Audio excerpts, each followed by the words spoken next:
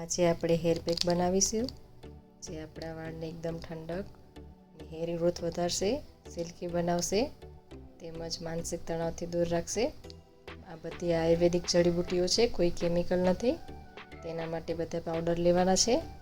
આમળા, અરીઠા, સિકાકાઈ, બ્રાહ્મી, મેથી, ભૃંગરાજ, મીઠા લીમડાના પાન છે, કડવા લીમડાના આ જે છે તે આપણે જટામાસી છે, તે વાળને બહુ જ ઠંડક આપે છે, એટલા માટે એ તો લેવાની જ છે। એલોવેરા છે, ચંદન છે, મુલતાની માટી છે, બીટ છે, ગુલાબ છે, જાસૂદ છે, એમ કરીને 50 જેટલી આપણે અલગ અલગ જડીબુટ્ટીઓ લીધી છે। એ બધાનો પાવડર છે, બધા પાવડર મિક્સ કરી દેવાનો। પછી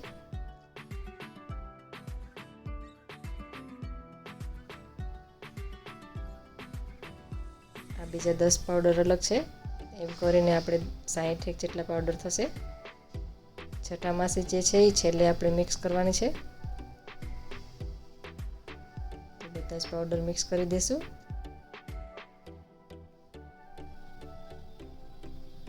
આજે આપણે 7 કિલો બનાવી, તેમાંથી 5 થી 5.5 કિલો બધી જડીબુટ્ટીઓ લેવાની છે અને 2 કિલો જેટલી આપણે મહેંદી લેવાની છે। પાવડરની બધી સરસ સારી ક્વોલિટી હોવી જોઈએ। ચંદન લેવાનું છે, સૌથી વધારે આપણે ચંદન અને મેથી લેશું।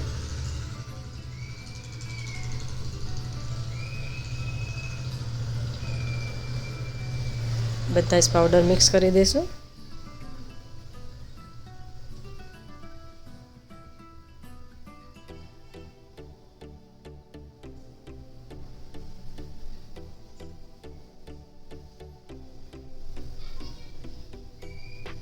મહેંદી થઈ અને બધી જડીબુટ્ટીઓ આપણે 60 જેટલી થશે। આ બીટ પાવડર છે,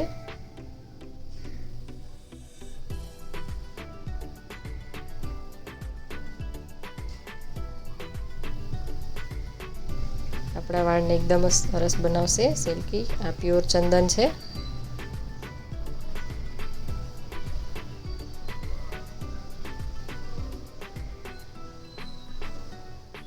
આપણે 5 થી 5.5 કિલો બધી જડીબુટ્ટીઓ લીધી છે અને 2 કિલોથી થોડી ઓછી એટલે આપણે મહેંદી લેવાની છે, એ પણ સારી ક્વોલિટીની જ લેવાની છે। બધું મિક્સ કરી દેવાનું છે।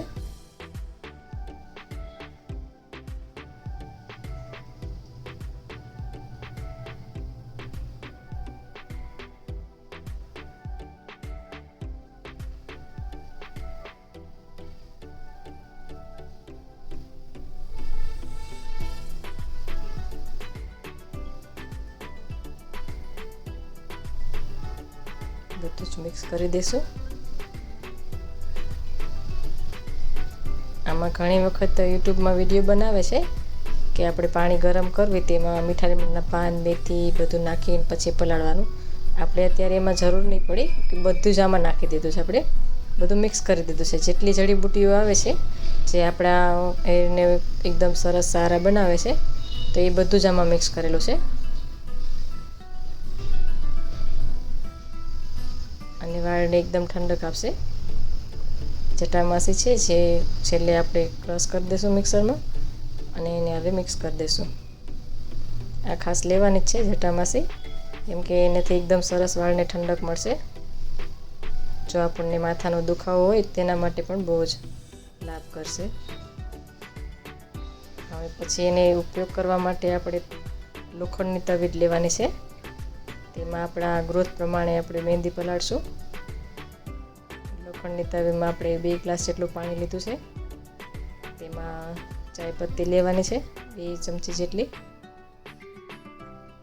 એને ઉકાળી દેવાનું છે પાણીને અને પછી ગળી લેવાનું છે, પાણી ઉકળી જાય એટલે। આમાં બીજું કોઈ નાખવાની જરૂર નથી, ઘણા કોફી તો એ નહીં નાખવાની, એની જરૂર છે નહીં, બધું જ પાવડરમાં આવી ગયું છે। આપણે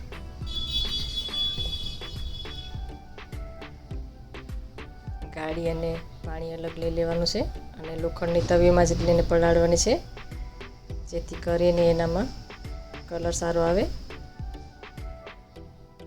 આપણે ગ્રોથ પ્રમાણે મહેંદી અંદર નાખી દઈશું। જે આપણે હેર પેક બનાવ્યું છે એમાં તમે જે કોઈ પણ તેલ વાપરતા હોય 1 ચમચ જેટલું તેલ નાખવાનું છે. ગ્રોથ પ્રમાણે તમે હેર પેક લઈ શકો છો.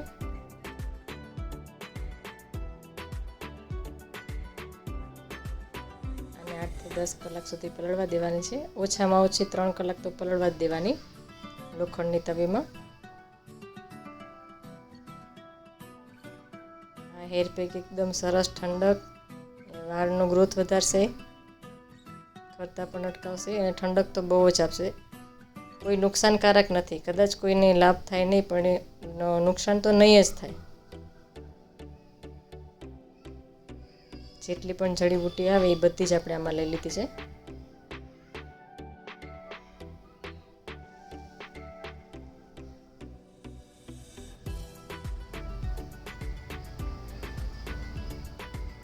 થી 10 કલાક માટે આપણે મૂકી દઈશું. ઓછામાં ઓછી 3 કલાક રાખવાની છે.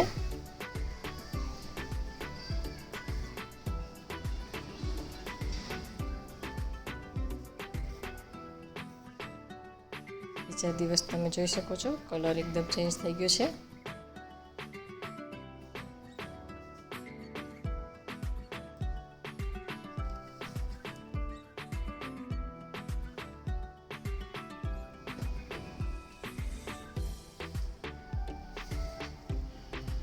પીછીના મદદથી આપણે આખા વાળમાં લગાવી દઈશું.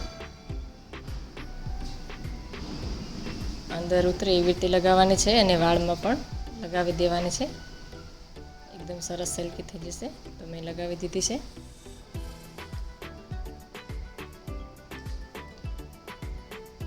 અને આપણે શેમ્પૂ નથી કરવાનું, એમ જ પાણીમાં ધોઈ નાખવાનું છે.